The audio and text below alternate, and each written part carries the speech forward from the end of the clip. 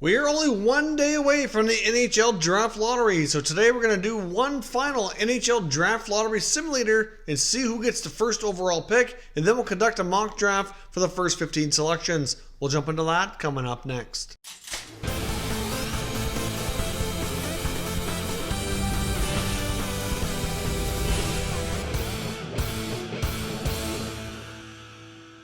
So welcome back to another video here at Top Shelf Hockey. As I mentioned, the NHL Draft Lottery is almost here. As I record this video, we're only one day away from the Draft Lottery taking place. Of course, we will no longer have the suspense on who's going to be picking where, but depending on how the Draft Lottery turns out, we may not know a whole lot of selections actually, because we could have a team that's in the qualifying round of the 24-team NHL playoff format end up getting a top 3 selection, and there may be more suspense built up that we may have to wait a long time to find out for on who's going to be picking in that spot. So I guess we'll see what happens. There's going to be a lot of interesting potential scenarios unfold here as the NHL Draft Lottery takes place. So now we're going to hop over onto the computer. We're going to use tankathon.com to run a draft lottery simulation, and then we'll conduct the first 15 selections. Okay, here we go. Time to simulate the draft. And there we have it. It looks as though the top 3 picks are all bottom 7 teams. We've got the Ottawa.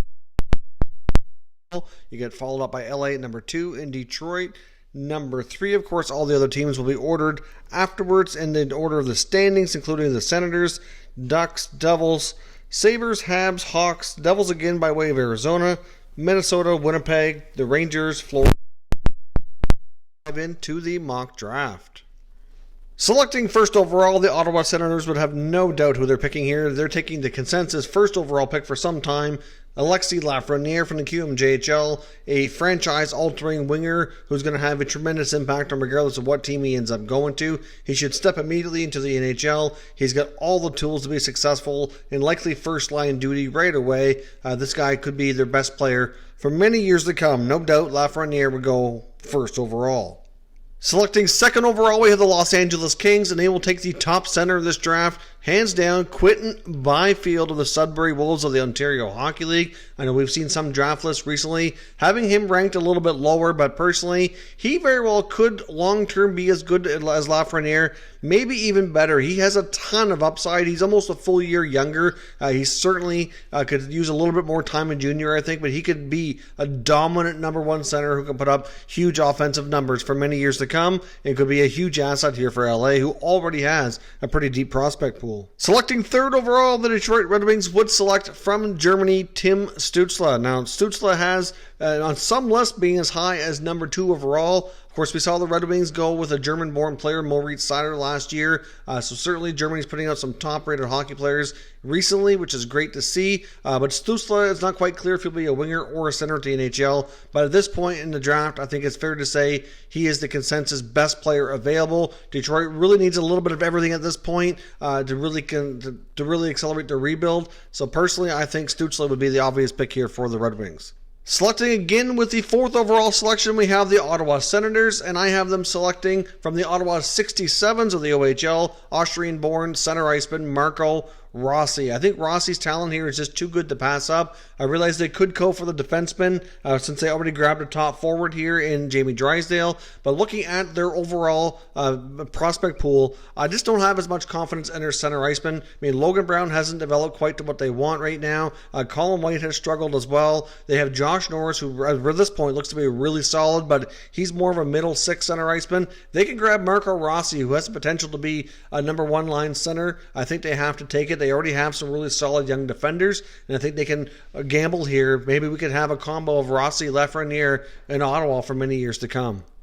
Next up, we have the Anaheim Ducks, and I have them selecting Swedish forward Lucas Raymond. He's another player who, depending on whose draft list you look at, can be ranked anywhere from like 3rd or 4th all the way down to 7, 8, 9 range. Lucas Raymond is a terrific hockey player, has first-line potential, a solid 2-way guy, really tough to play against, and I think he'll be a player that will be a great fit for the Anaheim Ducks. They already have some other tremendously offensively gifted forwards, and he'd be a great mix because he's a little bit of a different kind of player that they don't already have right now in their prospect pool.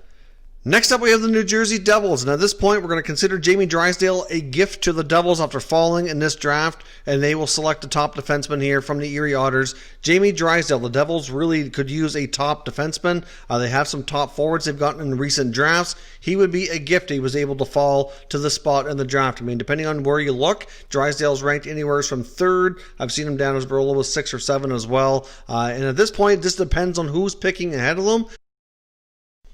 Next up, we have the Buffalo Sabres, and of course they have a lot of issues right now with depth at the center position, and they would take the opportunity to grab one of the top centers in this draft, Cole Perfetti. Perfetti's a shot-first center, could use a little bit of work on his skating, which is really, nowadays with the coaching they have at the NHL level, shouldn't be a problem, but he's a very gifted offensive player, right now projected to be a top 6 center iceman, and very well could be that insulation behind Jack Eichel that the Sabres so desperately need. Next up, we have the Montreal Canadiens selecting, and I have them taking Swedish-born forward Alexander HOLTZ. Now, of course, he's one of the best pure goal scorers or snipers in this draft. Certainly has a few holes in his game that need to be worked on, but overall, I think he's the kind of player that Montreal can be patient with. They already got Cole Caulfield last year. Between Caulfield and HOLTZ, they could have themselves 2 great snipers on the right side for many years to come. This would be a tremendous pickup for the Habs. Next up, we have the Chicago Blackhawks, and I have them going on a limb here and taking the top goalie in the draft, YAROSLAVASKAROV. Now, clearly the Blackhawks have a need in goal longer term. They likely will sign Corey Crawford to a short-term contract, but the veteran netminder has battled his injuries with concussions. They don't really have an obvious heir apparent to take over for him. They'd have to go through trade or free agency, but Askarov has the potential to be a franchise goalie. Many NHL drafting people and scouts have said that Askarov has the potential to be the best goaltender in the draft, taken highly since Carey Price. It's been not long since I've seen a goaltender his age be so strong. So that's quite a compliment, and I think it'd be a great risk here for the Hawks to take with this selection. Next up, we have the New Jersey Devils with their second first-round pick, and I have them taking Finnish forward ANTON LUNDELL. Now, LUNDELL at this point in the draft would be a tremendous pickup for the Devils. Of course, they already grabbed themselves a really solid top-pair defenseman, and now they're getting themselves what I would project to be a really solid, probably second-line forward. LUNDELL's solid two-way player, certainly complete package, and I think would be a tremendous mix here. Considering what else they have in their prospect pool, again, he's another really solid forward, but he's a little bit different kind of player than they already have when you look at Jack Hughes, Nico Hischier, etc. Be a great compliment to those guys in their lineup.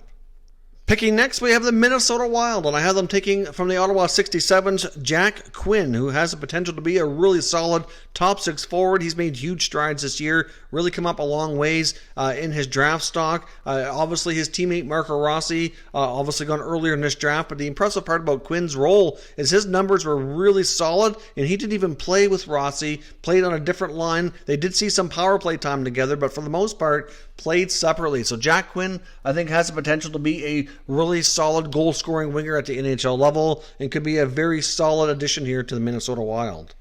Picking next, we have the Winnipeg Jets, and I have them taking the second best defenseman in this draft, American-born defenseman Jake Sanderson. There's really not that much of a drop-off from Drysdale to Sanderson, but clearly many of the teams in between these two selections just had a greater need for forwards, in my opinion, and Winnipeg desperately needs to rebuild their blue line. Sanderson will be a few years away, though, because he is going to play college hockey probably for at least 1 or 2 years before he signs a pro contract.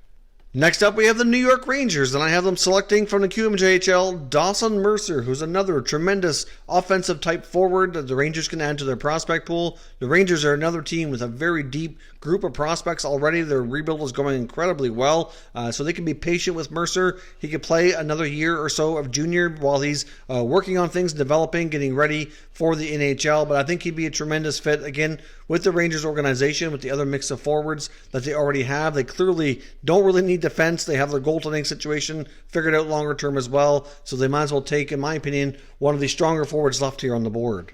Next up, we have the Florida Panthers, and I have them selecting Dylan Holloway, who's already playing in the NCAA. Holloway is a prospect that the Panthers can be patient with. They already have a really deep group of forwards in their lineup right now. They already have some other prospects trying to make their way into their lineup. So really, they can be patient with a guy like Holloway. I think he's a good fit there where he can play college hockey for a couple more years while they're waiting for him to continue with his development. And very well could be a good center for them in the middle six down the road. And lastly here, the 15th overall, we have the Columbus Blue Jackets, and I have them selecting from the Western Hockey League, Seth Jarvis, who in my opinion is a really tremendously gifted offensive forward. Columbus really, in my opinion, they have some pretty solid D right now. Their top spots are going to be looked after for a long time. They have some great young goaltenders. Only makes sense, in my opinion, for them to take a dynamic forward. Jarvis put up some tremendously big numbers in the Western Hockey League. He likely needs some more time in junior to continue developing, but long term I see him as a solid top 6 forward option for Columbus.